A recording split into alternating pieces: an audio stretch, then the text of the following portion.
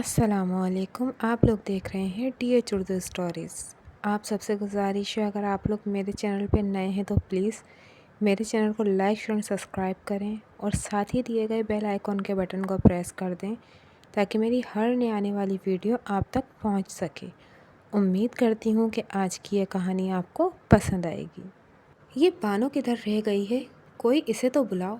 حامد میاں کو بھی لائیں اور احد کے ساتھ تصویریں بنوا لیں، آخر اس کے بھائی کی شادی ہے۔ دلہا کے ساتھ جی بھر کر تصویریں اتروا لینے کے بعد منجلی مومانی کو اچانک سے شہر بانو کا خیال آیا تو انہوں نے وہیں بیٹھے بیٹھے آواز لگائی، تائی امی، بانو آپا کہہ رہی ہیں کہ ابھی وہ مصروف ہیں، بارات کے ساتھ جانے والے مٹھائی کے ٹوکرے اور نکاح کے چھواروں کا تھال گاڑی میں رکھوا کر ہی آئیں گی۔ احد کے برابر والی نشست پر بدستور قابض مومانی اب اپنی لپسٹک درست کر رہی تھیں جب ایک بچے نے آ کر انہیں اطلاع بہم پہنچائی۔ اچھی بہن ہے یہ بانو بھی، جس کے کام ہی ختم نہیں ہو رہے، ورنہ تو لڑکیاں ایسے موقعوں پر بھائیوں کے پاس سے ہی نہیں ہٹتیں۔ رات ادھر مہندی کی رسمیں چل رہی تھیں اور ادھر یہ لڑکی محلے بھر میں کھانا بانٹتی پھر رہی تھی۔ لپسٹک اور آئینہ واپس پرس میں رکھتی مومانی نے شہر بانو کی اپنے ہی بھائی کی شادی میں عدم دلچسپی پر اظہار افسوس کیا۔ کیوں بہن، ہم کچھ نہیں لگتے کہ احد میاں کے؟ سارے حقوق ننھیالوں کے پاس ہی ہیں، آپ کہیں اور جا کے بیٹھ جائیں، اب کسی دوسرے کو بھی دلہا کے ساتھ تصویریں بنوانے کا موقع دیں۔ کب سے باری کے منتظر احد کی چھوٹی چچی کے صبر کا پیمانہ بالآخر لبریز ہو ہی گیا اور وہ پورے استحقاق کے ساتھ ان کے سر پر آن کھڑی ہوئی۔ اے بہن، خفا کیوں ہوتی ہو؟ اڑ جاؤں گی، ایسی جلدی بھی کیا ہے؟ وہ بس ذرا سہیل صاحب آ لیں، احد کے ساتھ ہمارا ایک فیملی فوٹو تو بن جائے، پھر بھلے سے آپ بنواتے رہیے گا۔ ارے جاؤ تم، میرا منہ کیا دیکھ رہے ہو؟ اپنے ابا کو تو ڈھونڈ لاؤ۔ مومانی کو چچی کی مداخلت اتنی ناگوار گزری کہ تاؤ میں آ کر انہوں نے اپنے ہی بچے کو زوردار دھموکہ جڑ کر بھگا دیا۔ ان کا روکھا پھیکا سا جواب اب چچی کو بھی انتہائی برا لگا۔ اچھا، اب سمجھی، یہاں تو ماتھا دیکھ کر ٹیکے لگائے جا رہے ہیں، جو جتنی بڑی سلامی چڑھائے گا اتنی ہی عزت پائے گا۔ چچی بڑبڑاتی زن سے واپس ہو لیں اور منہ پھلا کر ایک طرف بڑھ گئیں۔ اب غصے میں دھڑ دھڑ اپنے بچوں کو پیٹے جا رہی تھیں، جو باہر سے کھیل کر نئے کپڑے گندے کر آئے تھے۔ ان کا تو مومانی پر سے ابھی کل رات کا غصہ ہی نہیں اترا تھا جب مہندی کی تقریب میں کھانے کے دوران عجلت میں حلیم کا ڈونگا اٹھاتے ہوئے مومانی کے ہاتھ سے پھسل کر چچی کے بڑے بیٹے انس پہ جا گرا تھا۔ ہائے میرا بچہ، چچی تڑپ کر اٹھیں۔ بچہ بیچارہ حلیم میں لت پت ہو گیا۔ وہ تو شکر ہے کہ حلیم زیادہ گرم نہ تھی اور بچے کو نقصان نہ پہنچا۔ آپ کو دکھائی نہیں دیتا کیا؟ وہ دھاڑی تو مومانی لگیں فوراً معذرت کرنے۔ چچی انہیں سنانا تو خوب چاہتی تھیں مگر دیگر مہمانوں کے بیچ بچاؤ کرانے پر صبر کے گھونٹ پی کر رہ گئیں اور خون خوار نگاہوں سے مومانی کو گھورتے بچے کو لے کر غسل خانے کی جانب دوڑیں۔ لو، بارات نکلنے کا وقت ہوا چلا ہے اور ابھی تک سلامیاں ہی نہیں شروع ہوئیں۔ پولر سے تیار ہو کر اماں سیدھی ہال کمرے میں ہی چلی آئیں جہاں احد دلہا بنا بیٹھا تھا۔ حسن، تمہارے ابا کہاں ہیں؟ انہیں تو دیکھو تیاری میں وقت لگا کر، آج کیا وہ عورتوں کو بھی مات دیں گے؟ اپنے شوہر نامدار کو وہاں نہ پا کر انہوں نے آئینے کے سامنے کھڑے ٹائی لگانے کی سعی میں دست گریباں حسن کو دوڑایا۔ اور سنو، ان سے کہنا آتے ہوئے نئے نوٹوں کی گڈی بھی لیتے آئیں، وہیں الماری میں رکھی ہے۔ اماں نے واپس بلا کر اسے یاد دہانی کرائی۔ ادھر احد کا فون مسلسل بجے جا رہا تھا۔ او بھائی میرے، کیسے سمجھاؤں تمہیں کہ دیگو کا جتنا مسالے سامان آنا تھا آ گیا اور اسی میں ہی ولیمے کا کھانا تیار کرو، میں ایک پیسہ بھی نہیں اوپر دینے والا۔ نائی کا فون سنتے ہی احد غضبناک ہونے لگا۔ اوہ، گھی کم ہے تو کیا ہوا، قورمے میں سے اس کی مقدار گھٹا کر متنجن میں بڑھا لینا۔ مجھے بتاؤ اس میں مسئلہ کیا ہے؟ کچھ اپنا دماغ بھی استعمال کرو، سب کچھ میں ہی بتاؤں؟ خود سوچو کہ گھی کا بھاؤ کہاں جا رہا ہے، اور ڈاکٹر تو ویسے بھی آج کل زیادہ گھی کھانے سے منع کرتے ہیں، کیوں تم مہمانوں کو بیمار کرنے کے در پہ ہو؟ دوسری جانب نائی بھی اپنی بات پر بازضد تھا۔ تمہارے جو جی میں آئے کرو بھائی، اور مجھے کم از کم سلامیاں تو سکون سے وصول کر لینے دو۔ احد نے بھننا کر فون ہی بند کر ڈالا۔ ابا، یہ کیا، آپ ابھی تک تیار نہیں ہوئے؟ ابا کو نیکر بنیان میں کمرے کے چکر کاٹتے دیکھ کر حسن نے بامشکل اپنی ہنسی دبائی اور باہر اماں خفا ہو رہی ہیں۔ جلدی کریں ابا، اور آتے ہوئے ساتھ الماری میں سے نئے نوٹوں والی گڈی بھی یاد سے لیتے آئیے گا۔ ارے کم بختو، کیا یوں ہی چلا آؤں کپڑے کے بغیر ہی؟ شدید غصے میں ابا حسن پر ہی چڑھ دوڑے۔ ہے کچھ فکر تمہاری ماں کو میری؟ خود تو بننے سنورنے اس عمر میں بھی سیلون چل دی، اور میں یہاں بے یار و مددگار۔ بھائی میرے کپڑے الماری میں ٹنگے ہوئے ہیں، چابی ہوگی تو نکلیں گے باہر۔ چابی تو بانو آپا کے پاس ہوتی ہے، ابھی لایا۔ بھاگم بھاگ جا کر وہ شہر بانو سے چابی لے آیا اور جلدی سے لاک کھول کر کپڑے نکال کے ابا کے حوالے کیے۔ سیاہ رنگ کی شیروانی اور سفید لٹھے کی شلوار میں ملبوس، سلیقے سے بائل بنائے، خوشبوؤں میں مہکتے ابا جب باہر نکلے تو سامنے سے آتی ایک مہمان خاتون کو سلام بجا لائے۔ کیسی ہیں بہن؟ آپ تشریف رکھیے، میں گھر کی کسی خاتون کو بھجواتا ہوں۔ وہ خاتون جواباً انہیں شعلہ بار نظروں سے دیکھے گئیں تو ابا سچ میں گھبرا گئے۔ لگتا ہے ابا جی شاید آپ نے اماں کو نہیں پہچانا۔ بانو کی توجہ دلانے پر وہ حق دک اماں کو دیکھے گئے۔ میرون اور گولڈن کامدار سوٹ پر میک اپ اور جیولری کے ساتھ آئرن کیے بالوں پر ٹیکا جھومر، اور ان کی زوجہ محترمہ تو کہیں سے نہ دکھ رہی تھیں بلکہ کسی کم عمر حسین دوشیزہ کو بھی مات دے رہی تھیں۔ کیوں ملک صاحب، کیا ہو گیا؟ آپ کی جو نظر تو آج مجھے پہچاننے سے ہی آ رہی ہے۔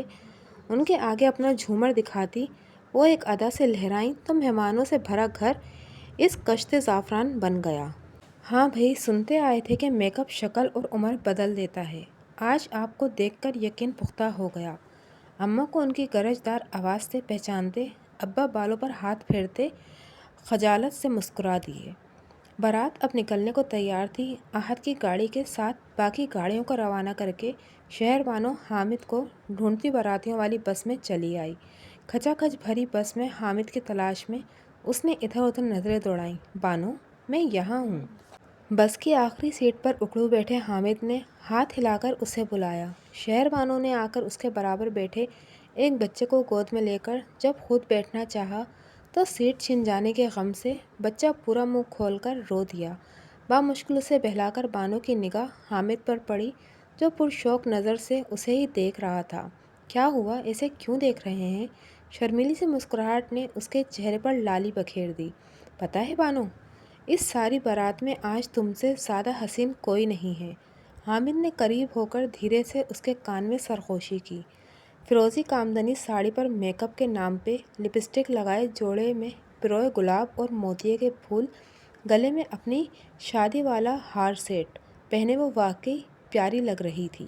حامد نہ کریں اتنی تعریف، سارے انتظامات دیکھنے میں تو ٹھیک سے تیار بھی نہیں ہو پائی۔ اگلی نشست پر برجمان چھوٹی چچی کی جانب دیکھتی بانو نے جو انہی کی طرف کان لگائے ہوئے تھی رازداری سے بات مکمل کی۔ واللہ اس سادگی میں تم اتنا غضب اٹھا رہی ہو، پھر تیار ہو کے کیا حالم ہوتا؟ وہ شوق ہوا اور ہولے سے گنگنانے لگا۔ میں جو شاعر کبھی ہوتا تیرا صحرا کہتا، چاند کو چاند نہ کہتا تیرا چہرہ کہتا۔ آپ کو ہو کیا گیا ہے؟ بانو کی مترنم ہنسی بس کے زوردار بج اٹھنے والے ہارن میں تحلیل ہو گئی۔ توبہ توبہ، ایک اکلوتا داماد اور اتنی بے قدری کہ اسے بھی ہم عام باراتیوں والی بس میں بٹھا دیا ہے۔ یکایک چھوٹی چچی نے کانوں کو ہاتھ لگا لیے اور بلند آواز میں دیگر رشتہ داروں کو بھی ان کی طرف متوجہ کیا تو ایک ساتھ کئی سر پیچھے کو گھوم گئے۔ ہم تو ٹھہرے کم حیثیت، بھلا ہمیں کس نے پوچھنا ہے؟ یہاں تو داماد جی کو کسی نے لفٹ نہیں کرائی۔ شہر میں گاڑیوں کا کال پڑ گیا تھا جو ایک مہران بھی ان کے لیے منگوائی نہ جا سکی۔ نئے سمدھی کیا سوچیں گے جب لڑکے کی اکلوتی بہن اور بہنوئی بس میں سے نکلیں گے؟ چچی کے دل کی بھڑاس نکالنے کا اس سے اچھا موقع اور کہاں تھا؟ انہیں تو پہلے ہی دلہا کی گاڑی میں جگہ نہ ملنے کا قلق تھا، کیونکہ منجلی مومانی نے یہاں بھی پھرتی دکھائی۔ بارات روانگی سے پہلے ہی وہ اپنے چاروں بچوں کو لے کر گاڑی کی پچھلی نشستیں سنبھال چکی تھیں۔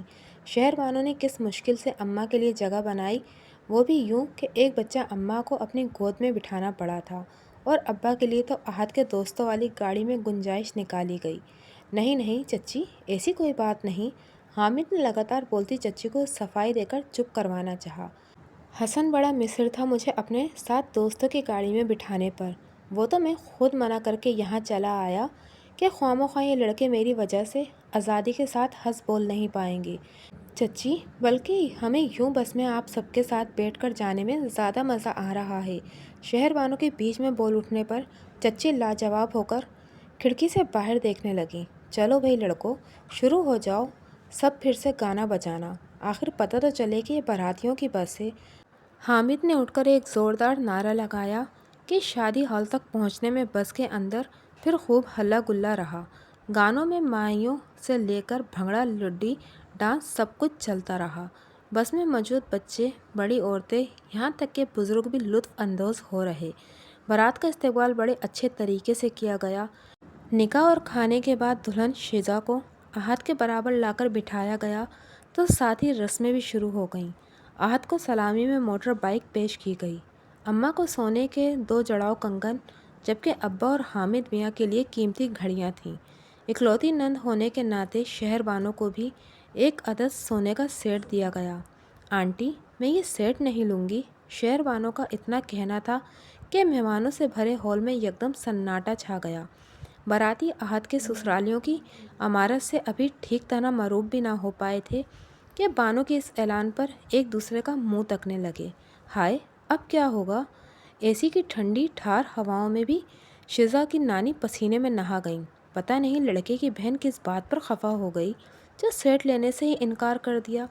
کتنا منع کیا تھا میں نے فری کو کہ یہ مت دو بیٹی کا رشتہ غیر برادری میں، مگر مان کے نہیں دی یہ لڑکی۔ اب دیکھ لے نتیجہ۔ نانی بولے بنا نہ رہ پائیں۔ بانو آپی، کیا ہو گیا ہے؟ آپ ایسی تو نہ تھیں؟ اب جیسا بھی ہے چپ کر کے رکھ لیں۔ بے چینی سے پہلو بدل کر احد نے بڑی بہن کو گھر کا ایک لحاظ میں حامد بھی بیوی کے اس اعلان پر ساکت ہو گیا۔ بیٹا، اگر آپ کو یہ والا سیٹ پسند نہیں آیا تو کوئی بات نہیں، میں ابھی کسی کو بھیج کر دوسرا والا منگوا دیتی ہوں۔ شیزہ کی امی اپنی آنکھوں میں آئی نمی کو چھپا نہ پائیں۔ نہیں آنٹی، اس کی ضرورت نہیں، وہ یہ سیٹ تو بہت ہی خوبصورت ہے۔ بانو نے آگے بڑھ کر انہیں گلے لگا لیا۔ میں سمجھتی ہوں آنٹی کہ آپ نے ہمیں اتنی پیاری بیٹی دے دی، بارات کی خاطر تواضع میں کوئی کمی نہیں چھوڑی۔ احد اور اماں ابا کو اتنے قیمتی تحائف دیے، پھر کسی اور چیز کی گنجائش بچتی ہے کیا؟ میں اپنی شادی پر تو بول نہیں پائی تھی، مگر اب تو کہہ سکتی ہوں کہ ایسی تمام رسموں کو ختم ہونا چاہیے جو بیٹیوں کے والدین کو مشکل میں ڈال دیں۔ بہت خوب بانو، مجھے تم پر فخر ہے۔ حامد نے بھی اپنی گھڑی شیزہ کی امی کو لوٹا دی۔ آنٹی، شہر بانو بالکل ٹھیک کہہ رہی ہے۔ ہماری آج کی نسل کو سمجھنا ہوگا کہ شادی ایک مذہبی فریضہ ہے، نہ کہ رسم۔ دونوں میاں بیوی کے اس فیصلے کو سراہتے ہوئے سارا حال تالیوں سے گونج اٹھا۔ کچھ دیر بعد احد تو شاد و فرح بڑے وقار کے ساتھ اپنے دلہن کو لے کر روانہ ہو گیا۔ پیچھے پیچھے تمام مہمان بھی چل دیے۔ شہر بانو اور حامد کا یہ فیصلہ جہاں انہیں سب کی نظروں میں معتبر کر گیا، وہیں اس نے چند ہی صحیح مگر لوگوں کو اس سوچ کو ضرور بدلا تھا کہ معاشرے میں رائج بہت ساری فضول رسموں کو ختم کرنا اگرچہ کسی ایک انسان کے بس کی بات نہیں، مگر جدھر بات آپ کی اپنی ذات سے متعلق ہو، وہاں بارش کا پہلا قطرہ بننے میں دیر نہیں کرنی چاہیے۔